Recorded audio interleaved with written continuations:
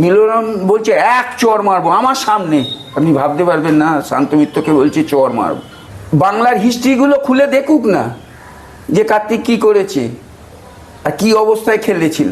একটা বল হেড করতে উঠে আমি পড়ে গেছি, সুব্রত ভট্টাচার্য সোজা আমার পিঠের ওপর মারিয়ে দিয়ে চলে গেল ইচ্ছে করে। এটা রেড কার্ড না ইয়েলো কার্ড? সুব্রত ভট্টাচার্য, মোনা, তারপর কৃষ্ণেন্দু রায়, কি করতে এখনকার রেফারি হলে এরা খেলতে পারতো না, মানে লিখে দিতে পারি আমি, চ্যালেঞ্জ একদম। যতবার ইন্ডিয়া টিমে ঢুকেছি ততবার আমাকে বাদ দিয়ে দিয়েছে।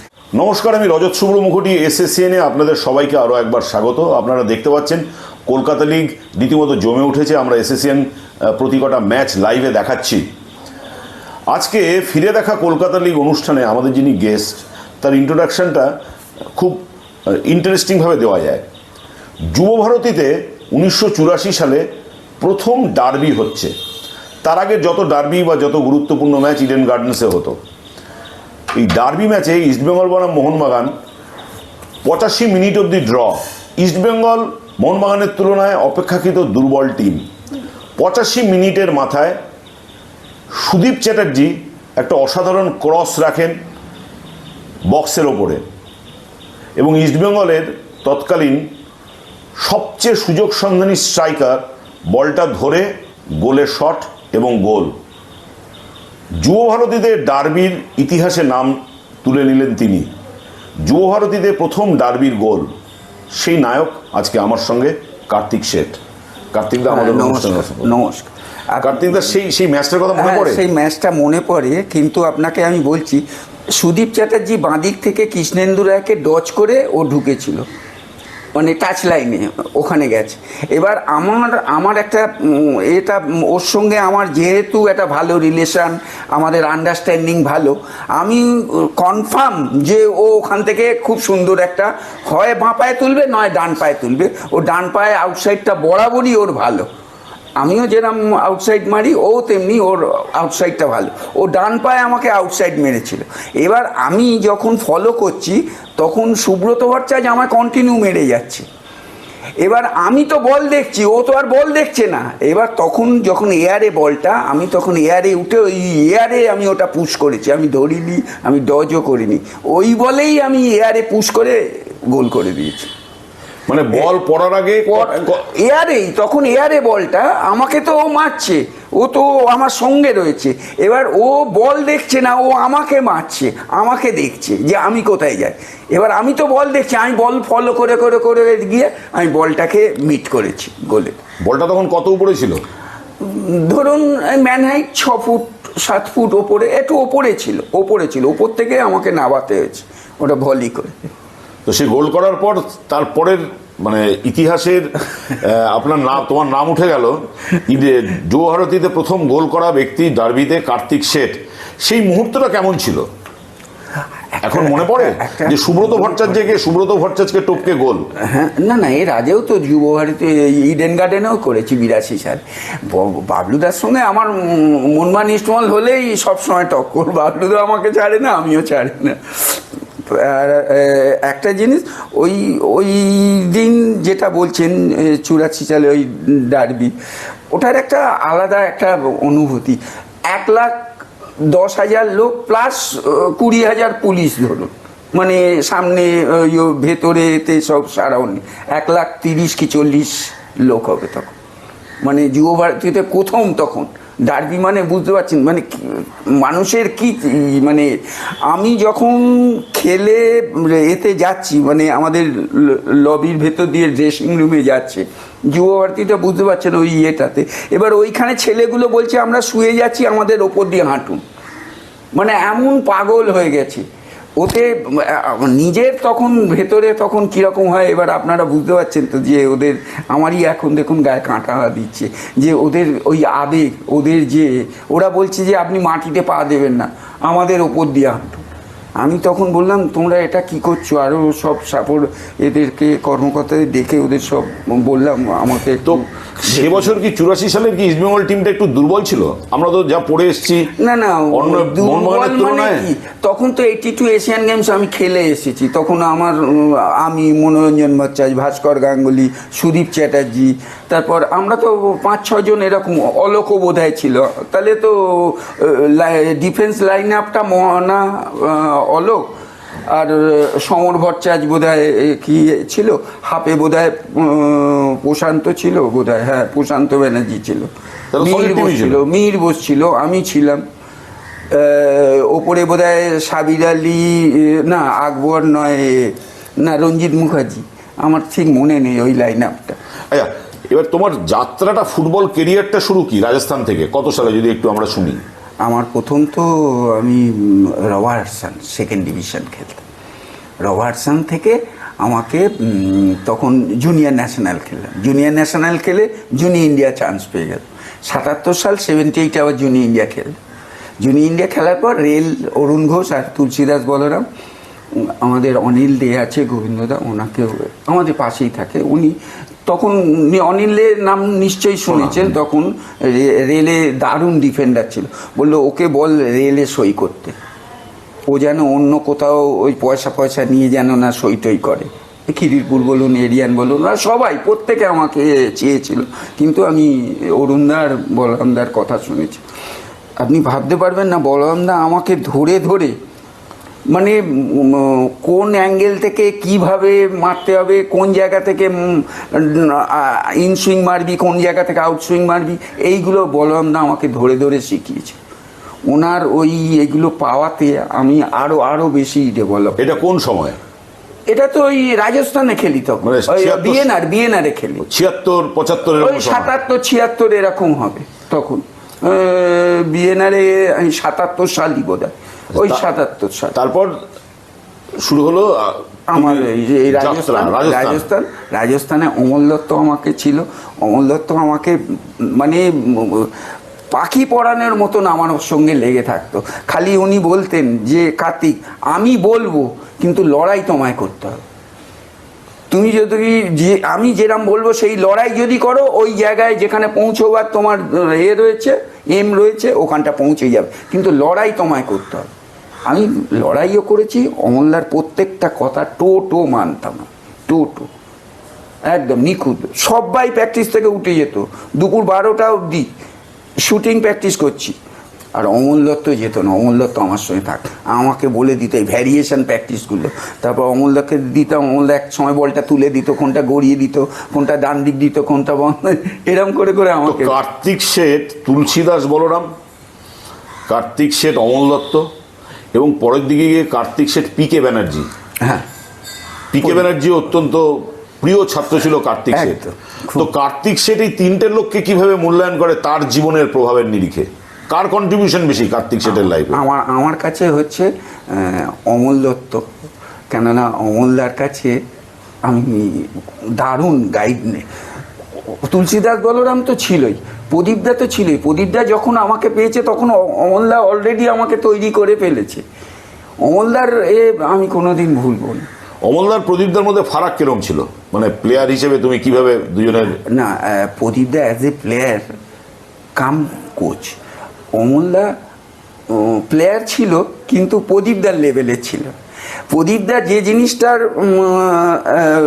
মানে সুবিধে হচ্ছে আমাদের, মানে একটা প্লেয়ারের, একটা ছাত্রের সুবিধে হচ্ছে কি, প্রদীপদা যে কোনো ভলি মারা, ইনসুইং মারা, আউটসুইং মারা, কর্নার থেকে কিভাবে বল তুলবে, কতখানি ঘুরবে, কোন জায়গা থেকে কতটা, মানে প্র্যাকটিক্যালটা প্রদীপদা, থিওরিক্যালটা অমল দত্ত। ক্লিয়ার? মানে প্রদীপদা কী করতো, প্র্যাকটিক্যাল আমাকে দেখিয়ে দিত, ওটা তাড়াতাড়ি আমার মধ্যে চলে আসতো, কিন্তু থিওরিক্যালটা একটু টাইম লাগতো, কিন্তু আমাকে ধরে নিতে হতো অমল দত্ত।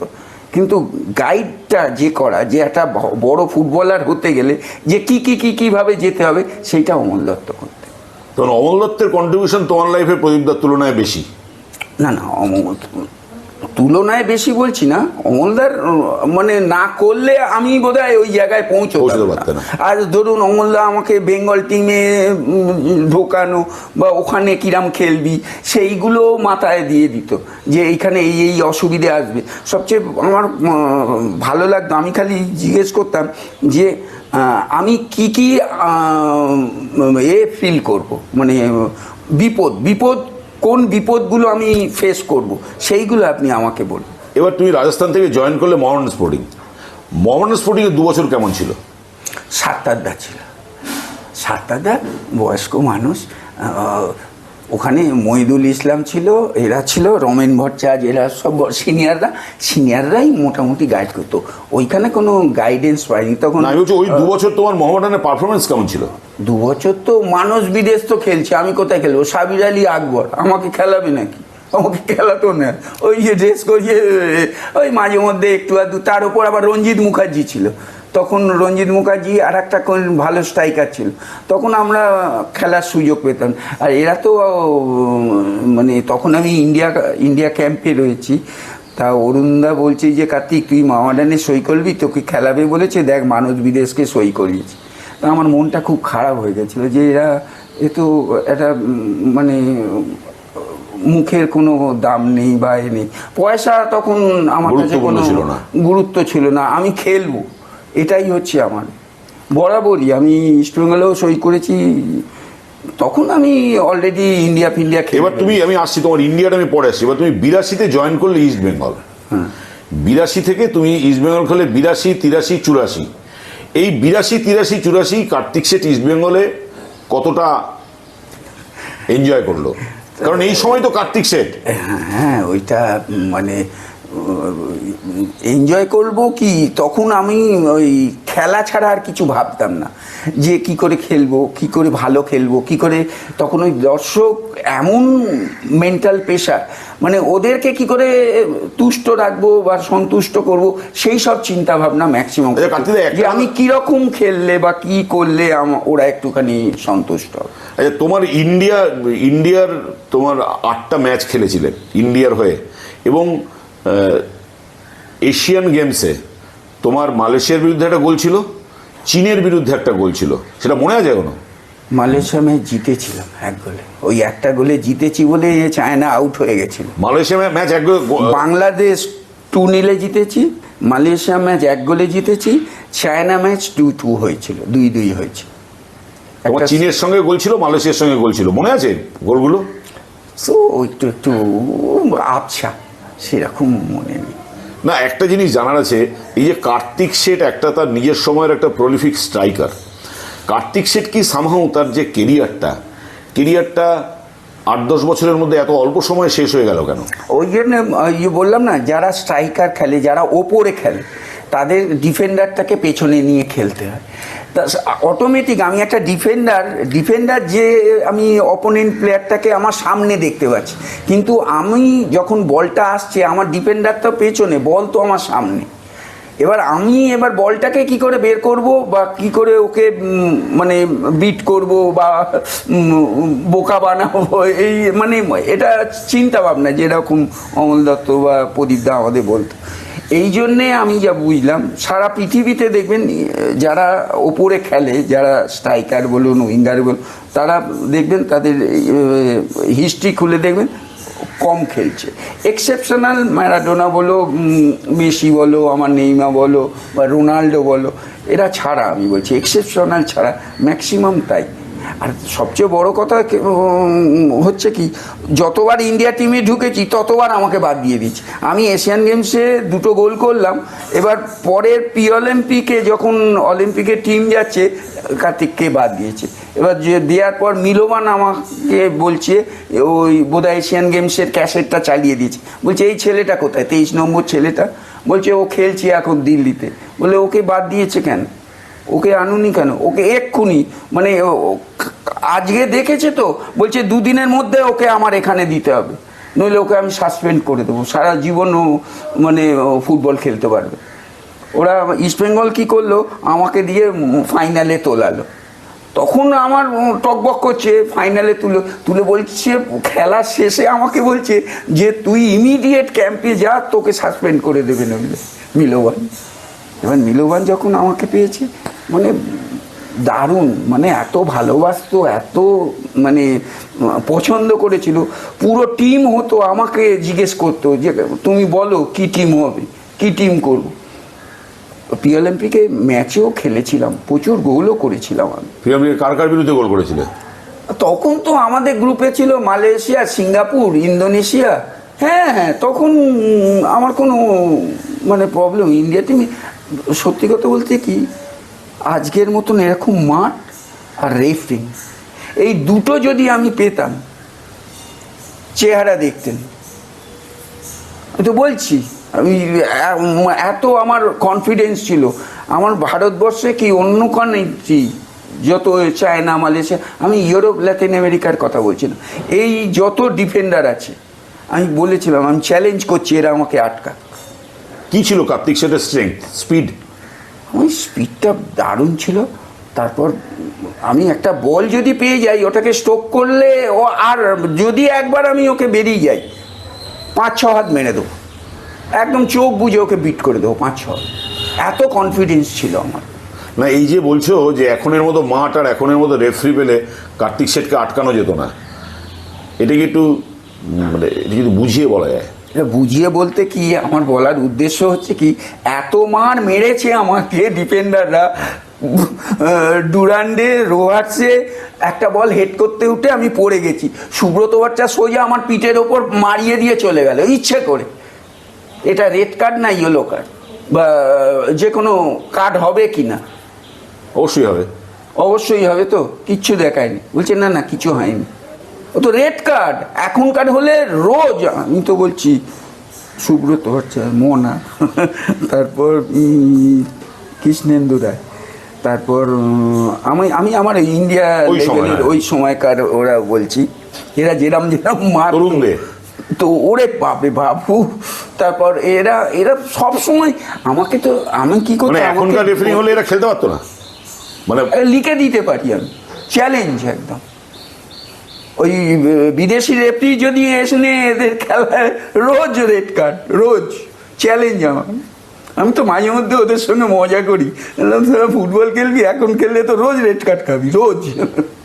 আচ্ছা, কার্তিক শেঠ, আমি এটা জানতে চাই যে এই যে 7-এর দশক 8-এর দশক, আমরা নাম বলতে গেলে, অতীত স্মৃতির নাম বলতে গেলে আমরা যাদের কথা বলি, তার মধ্যে কার্তিক শেঠ নামটা বেশিরভাগ লোক ভুলে গেছে বা কার্তিক শেঠের নামটা মেনশন করে না। সেটা কি মনে কোনো দুঃখ আছে? এত গোল, এত গোল, কিচ্ছু দুঃখ নেই, বিশ্বাস করুন। আমি এইসব চাই। আমরা 80s বলতে গেলে সুদীপ চ্যাটার্জি, কৃষাণু দে, এদের মতো ফুটবলারের নাম, যখন শিশির ঘোষ তারপরে আসছে, তার আগে প্রশান্ত দা, প্রসূন, গৌতম সরকার। আমি একটা বলি, আচ্ছা 82 এশিয়ান গেমসে, তো তারপর 84 এশিয়ান গেমস, আপনি জানেন কি রেজাল্ট হয়েছিল?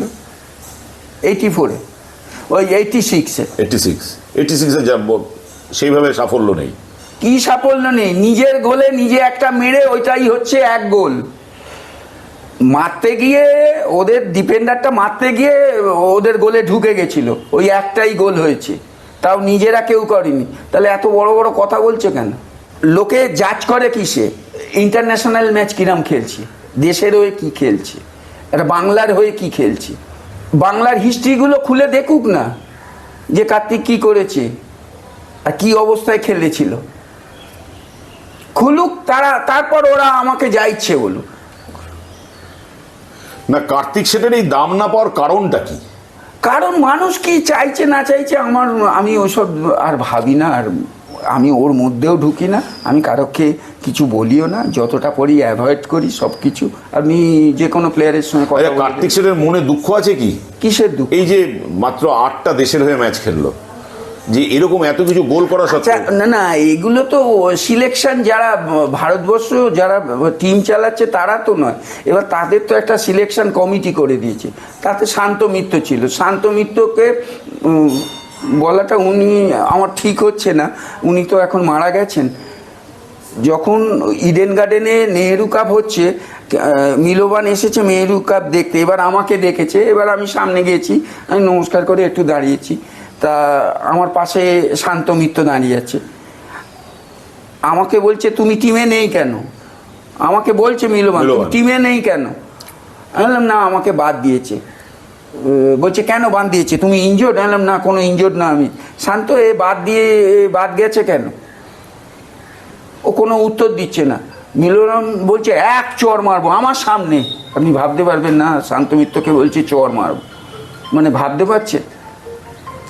এইরকম মানুষরা ইচ্ছাকৃত আমাকে বাদ দিয়েছে, আপনি ভাবতে পারবেন, ইচ্ছাকৃত।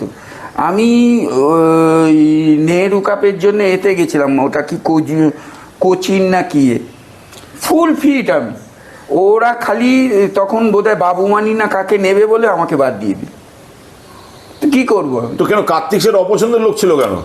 আরে এটা আমি কি করে বলবো? যারা অপছন্দ ছিল তাদেরকে জিজ্ঞেস করুন, তাদের কেন কি কজে ওকে অপছন্দ করছেন, কোন কজে? মানে একটা স্ট্রাইকারের পরিচয় তো গোল করা, তুমি তখন কনস্ট্যান্ট গোল করে যাচ্ছ। ওই জন্যে তো বলছি ওদের তখন তো আমি কিছু বলতাম না, চুপচাপ থাকতাম, আমি ক্লাবে চলে আসতাম, আমি প্র্যাকটিস করতাম, আমি আমার মতো। কিন্তু ওদেরকে জিজ্ঞেস করতে হবে যারা যারা এগুলো করেছে সেই সময়কার। তুমি যখন 82 এশিয়াড খেলছো তখন কোচকে? 82 হ্যাঁ, প্রদীপ দা। আর তুমি মারডেকায় ছিল, সঙ্গে ছিল অরুণ ঘোষ। তো নেহেরু মিলোভান বাকিদের থেকে কতটা ডিফারেন্ট ছিল? অনেক অনেক। একটা যে ভারত সারা পৃথিবীতে 10 জনের একজন ছিল উনি, 10টা কোচেদের। যেরাম মন, যেরাম চিন্তা ভাবনা, একটা প্লেয়ারকে কি করে মানে মেন হচ্ছে একটা প্লেয়ারের আত্মা কি করে তৃপ্তি পাবে, তার মাইন্ড কি করে কুল থাকবে, সেই সমস্ত রকম ফেসিলিটি ওকে দেওয়া। ও যাতে না কোনো ফিল করে যে এইটা পাচ্ছি না ওইটা, ওর না, ওর মনটা যেন ওই পুরো মাঠে থাকে। তো এখন কি বাংলার ফুটবলে বা ভারতের ফুটবলে একটা অমল দত্ত বা পিকে ব্যানার্জি হলে অন্যরকম হতে পারতো? একদম একদম। অমলদার তো বিশেষ করে অমলদার মতন মানুষ যারা যারা ধরুন ওই 14-15 বছর ছেলে, একটু ম্যাচিওর না, একদম বাচ্চাদের না, 14-15 বছর, 16 বছর ধরুন, 16 বছর আন্ডার 16 ছেলে অমল দত্তকে দিয়ে দাও, একদম দারুণ তৈরি করে যাবে, দারুণ, মানে ভাবতে পারবেন। তো কার্তিক দা মনে কি কোনো আক্ষেপ টাক্ষেপ থেকে গেছে জীবনে? কি জীবনে ফুটবল কিছু আক্ষেপ নেই। এই চাকরি করছি, 4খানা চাকরি ছেড়েছি, আর কি চাই? অনেক প্লেয়াররা যা পয়সা পায়নি সেগুলো আমি পেয়েছি অনেক প্লেয়ারের থেকে।